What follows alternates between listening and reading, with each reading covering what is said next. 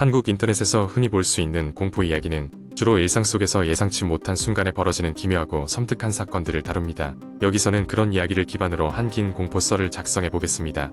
그 이야기는 서울 외곽에 위치한 한 낡은 아파트 단지에서 시작됩니다. 이곳은 20년이 넘는 세월 동안 관리가 제대로 되지 않아 곳곳이 쇠락해 가고 있었고, 주민들은 대부분 고령이거나 낮은 임대료를 찾아온 젊은이들 뿐이었습니다. 주인공 수연은 대학 졸업 후 첫 직장을 잡으며 독립을 시작하게 되었고, 비교적 저렴한 이 아파트로 이사오게 되었습니다. 이사 첫날, 수연은 단지의 분위기와는 달리 잘 정돈된 자신의 작은 집에 만족하며 짐을 정리했습니다. 밤이 깊어서야 그녀는 샤워를 하고 잠자리에 들 준비를 했습니다. 그때 욕실 천장에서 스산한 소리가 들리기 시작했습니다. 처음에는 물이 새는 소리인가 했지만 점점 그것은 얇은 벽을 긁는 소리로 변해갔습니다. 그녀는 발소리에 발걸음을 멈추고 기이한 소리가 더 크게 들려오는 천장을 올려다보았습니다. 하지만 결국 별다른 것이 없음을 확인하고는 안도하며 잠에 들었습니다. 그날 밤 수연은 깊이 잠들지 못했습니다. 어둠 속에서 어렴풋이 들리는 소리, 그것은 마치 사람의 속삭임과도 같았습니다. 깜짝 놀라 눈을 떴을 때는 모든 것이 고요했습니다. 꿈이었나 싶어 다시 잠을 청하려는데 이번에는 창밖에서 인기척이 느껴졌습니다. 검은 그림자가 발코니 주변을 어슬렁거리고 있었습니다. 그녀는 소리 없이 커튼을 닫고 이불 속으로 파고들었습니다. 그 다음날 수연은 이웃 주민에게 이런 기이한 경험을 털어놓았습니다. 그런데 놀랍게도 이웃은 그곳에 살던 사람이라면 누구나 한 번쯤은 겪는 일이라며 이상하지만 크게 걱정할 필요는 없다고 말했습니다. 그들은 대부분 무관심하거나 이미 단념한 듯 보였습니다. 하루하루 지날수록 이상한 일들은 점점 빈번해졌고, 더 이상 수연은 이를 무시할 수 없었습니다. 어느 날 밤 그녀는 잠결에 문득 누군가 자신의 방 안에 있는 듯한 느낌을 받았습니다. 정신이 번쩍 들며 일어났지만 보이는 것이라곤 흔들리는 커튼과 흩어진 그림자뿐이었습니다. 그녀는 집안의 모든 전등을 켜고 어두운 구석구석을 살펴봤습니다. 그러나 그 누구의 흔적도 찾을 수 없었습니다. 그러던 어느 날 수연은 연말 단지 주민 모임에서 잘 아는 이웃 아주머니에게서 충격적인 이야기를 듣게 됩니다. 과거 이 아파트 건설 초기에 한 노동자가 불의의 사고로 사망하였고, 그가 작업 중이던 천장 속에서 매장되었다는 괴담이었습니다. 그 후로부터 이곳에서는 밤마다 이름 모를 발자국 소리가 들려왔다고 합니다. 주민들은 입을 모아 날씨가 춥고 비가 올 때면 그 소리가 더 잦아진다고 수군댔습니다. 이야기를 들은 그날 밤 수연은 커튼을 열고 창밖을 보았습니다. 함께 살고 있는 존재가 있다면 자신을 괴롭히려는 것이 아닐지도 모른다는 생각에 사로잡혔습니다. 그리곤 그녀는 마음을 가다듬고 창문을 통해 조용히 속삭였습니다. 무엇을 원하시나요? 그러자 그녀의 말이 마치 기다렸다는 듯이 방 안의 공기가 갑자기 차가워짐을 느꼈습니다. 무언가 부드러운 바람이 그녀의 볼을 스치고 지났습니다. 당황한 수연은 서둘러 커튼을 닫고 자리로 돌아갔습니다. 날이 밝자 그녀는 아파트 관리 사무소에 찾아갔습니다. 그리고 천장의 수리를 요청했습니다. 관리인은 이미 많은 주민들이 같은 요구를 해왔다며 즉시 조치를 취하겠다고 했습니다. 몇 주 후 천장 수리가 끝날 무렵 그 기이한 소리는 더 이상 들리지 않게 되었습니다. 사람의 마음에 남은 작은 두려움의 조각은 쉽게 사라지지 않지만 수연은 그 일이 있고 나서부터 더 이상 불면의 밤을 보내지 않았습니다. 그녀는 여전히 그 아파트에 살고 있습니다. 때때로 누군가 그녀와 함께 살고 있다는 느낌이 들긴 하지만 이제 그녀는 그것이 더 이상 두렵지 않음을 알았습니다. 그것은 단지 오래된 아파트가 간직한 하나의 흔적일 뿐이었으니까요. 이후로 수연은 친구들에게 전혀 겁에 질리지 않은 듯 차분하게 자신이 겪었던 이야기를 전할 수 있었습니다. 그저 지나간 일이었을 뿐이라며. 그러나 여전히 이 아파트에서 살아가는 수많은 이들은 매일 밤 미세한 발자국과 속삭임을 들으며 그 존재와 공존하고 있었습니다. 허름하지만 따뜻한 나날을 보내던 어느 날 수연은 문득 창밖을 바라보다가 웃음을 지었습니다. 추운 겨울 문득 불어오는 미세한 바람에는 어딘가 익숙한 한도의 기운이 감돌고 있는 것만 같았습니다. 두 번째 이야기, 한국 인터넷에서 자주 등장하는 공포썰 중 하나는 한적한 시골 마을에서 벌어지는 미스터리한 이야기입니다. 한적한 시골 마을, 그곳은 늘 고요하고 평화로운 곳이었다. 마을 사람들은 서로를 잘 알고 지냈고 외지인이 들어오면 금방 알아차릴 만큼 작은 공동체였다. 하지만 그 평화는 어느 날 한 남자의 방문으로 인해 깨지기 시작했다. 그 남자는 외지인으로 서울에서 지친 삶을 피해 이곳에 내려왔다고 했다. 그는 마을의 끝자락 오래된 집을 빌렸다. 집은 오랫동안 비어있어 관리가 필요했지만 그는 전혀 개의치 않는 듯했다. 매일 밤 남자의 집에서는 알 수 없는 소음이 들려오기 시작했다. 마치 무언가를 끌어당기는 소리, 둔탁한 발소리, 그리고 간혹 낮게 울리는 여자아이의 웃음소리였다. 처음에 마을 사람들은 그저 새로운 사람에게 적응하는 과정이라고 생각했다. 그러나 소음은 점점 더 자주, 그리고 더 크게 들리기 시작했다. 근처에 사는 주민들은 밤마다 그곳에서 들려오는 소리 때문에 잠을 이루지 못했다.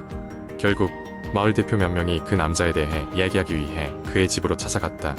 그들이 도착했을 때 남자는 그저 미소 지으며 말했다. 여기에 적응하는 중입니다.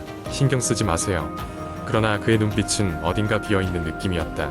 마을 사람들은 불안했지만 직접적인 해를 끼치지 않았기 때문에 더 이상 문제 삼지 않기로 했다. 며칠 후 남자의 집을 지나던 한 소녀는 창문 너머로 사람 형체가 벽에 달라붙어 있는 것을 목격했다. 그는 놀라 서둘러 그곳을 떠났고 그 이후로는 그 근처에 가지 않았다. 마을 사람들은 점점 불안해졌다. 그러던 어느 날 밤 마을에는 정전이 발생했다. 모든 것이 불 꺼진 듯 캄캄한 가운데 그 남자의 집에서는 유난히 밝은 불빛이 새어나왔다. 누군가의 그림자가 분주히 움직이는 것이 보였다. 이상함을 느낀 마을 사람들 몇몇이 용기를 내어 그 집으로 다시 찾아갔다. 문은 잠겨 있었고 그들은 창문을 통해 내부를 들여다보았다. 놀랍게도 그곳에는 다양한 인형들이 질서정연하게 진열되어 있었고 인형들 옆에는 흰 드레스를 입은 여자의 사진이 있었다. 바로 그 순간 인형들 중 하나가 고개를 돌리며 그들을 바라본 것이다. 모두가 두려움에 휩싸여 그 자리를 황급히 떠났다. 마을 사람들은 다음날 아침 매서운 결심으로 다시 남자의 집을 찾았지만 그 남자는 사라진 뒤였다. 집 내부는 엉망이었고 이상한 인형과 사진도 온데간데 없이 사라져 있었다. 다만 그 자리에 있던 먼지 속에는 누군가의 손자국만이 남아 있었다. 그 사건 이후로도 한동안 그 집에서는 밤마다 소리가 들려왔다. 마을 사람들은 그 집에 더 이상 가까이 가지 않기로 했고 결국 그 마을은 그 사건과 함께 시간이 흘러 잊혀져 갔다. 그러나 그 미스터리한 사건은 아직도 간혹 밤길을 걸을 때마다 마을 사람들의 뒷목을 서늘하게 만들곤 했다. 세 번째 이야기. 어느 늦은 여름밤 대학생인 영희는 자정이 넘은 시간에 도서관에서 나와 혼자 집으로 돌아가고 있었다. 평소에는 친구들과 함께 다니곤 했지만 그날은 과제 제출일을 앞두고 있어 혼자 도서관에 남아 있었던 것이다. 영희의 집은 도서관에서 30분 정도 떨어진 곳에 있었고 그녀는 이 시간에 주로 버스를 타곤 했다. 하지만 그날 밤은 이상하게도 배차 간격이 너무 길어서 영희는 버스를 타지 않고 그냥 걸어가기로 결심했다. 길은 어둡고 고요했다. 사람 한 명 보이지 않는 도로와 인적 없는 골목길이 이어졌다. 영희는 서둘러 가로등이 있는 큰 길로 나아갔다. 그러다 문득 뒤에서 누군가의 발소리가 들리기 시작했다. 처음엔 그냥 지나가는 사람일 거라 생각했지만 발소리는 점점 가까워졌다. 영희는 뒤를 힐끗 돌아보았다. 검은 후드티를 입은 남성이 거리를 좁히고 있었다. 순간 심장이 철렁 내려앉으며 경계심이 들었다. 영희는 걸음을 빠르게 하되 침착함을 잃지 않으려 했었다. 골목을 하나 둘 지나가며 사람의 눈에 띌 만한 큰 길로 향했다. 그러나 그 남자는 여전히 영희의 뒤를 따라오고 있었다. 그녀는 조용히 휴대폰을 꺼내서 친구에게 전화를 걸려 했다. 하지만 다급한 마음의 손에서 휴대폰이 미끄러져 바닥에 떨어지고 말았다. 그녀의 심장은 더욱 빠르게 뛰기 시작했다. 떨어진 휴대폰을 주워들기도 전에 영희는 직감적으로 뛰기 시작했다. 이제는 이 남자의 발소리가 더 이상 두려운 거리에서 들리지 않았다. 거의 바로 뒤에서 쿵쿵거리는 소리가 따라붙고 있었다. 영희는 큰 길을 향해 필사적으로 달렸다. 눈앞에 가로등이 켜져 있는 횡단보도가 보였다. 다행히 신호등이 빨간색에서 초록색으로 변하면서 그녀는 재빨리 길을 건넜다. 횡단보도를 건너자마자 영희의 눈앞에는 편의점이 하나 나타났다. 그녀는 안도의 한숨을 쉬며 편의점 안으로 들어가 문을 닫았다. 그리고 곧바로 편의점 직원에게 도움을 요청했다. 직원은 즉시 경찰에 신고했으며 잠시 후 경찰이 도착했다. 그러나 그 남자는 이미 사라진 뒤였다. 그날 이후 영희는 그 늦은 시간에는 절대 혼자 다니지 않기로 맹세했다. 하지만 그녀는 여전히 그날의 기억에서 벗어나지 못했다. 시간이 지나면서 그녀는 그 남자가 왜 자신을 쫓아왔는지 어떤 의도를 가지고 있었는지 알 수 없었다는 사실이 더 무서웠다.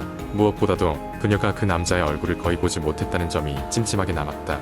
유일하게 기억나는 건 어두운 후드와 눈매가 깊게 가라앉아 무언가 그늘진 듯한 인상이었다. 그날 이후 영희는 항상 주변을 주의 깊게 살피곤 한다.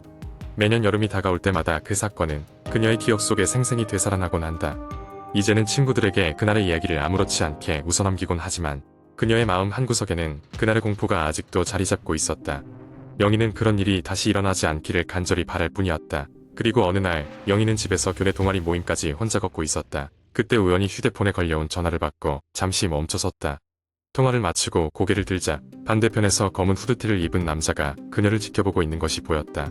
순간 소름이 끼치며 그녀의 등 뒤로 식은땀이 흘렀다. 과연 그날의 그 사람인 것일까? 아니면 또 다른 사람이었을까? 심장이 쿵쾅거리는 가운데 그녀는 주변을 살피며 빠르게 그 자리를 떠났다. 편의점이나 카페 같은 사람이 많은 곳으로 향하며 그 남자의 행적을 다시는 알아내지 못할 것이라는 사실에 두려운 마음이 들었다.